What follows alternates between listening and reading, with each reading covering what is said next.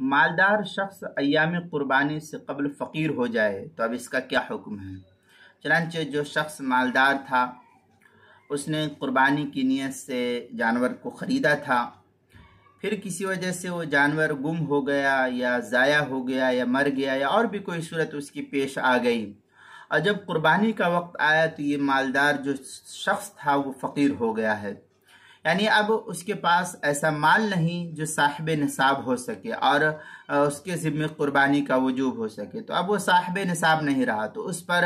دوسرے جانور کی قربانی لازم اور ضروری نہیں ہے۔ چنانچہ فتاوی شامی میں ہے لا ان ارتد او اعسر او سافر فی آخرہ،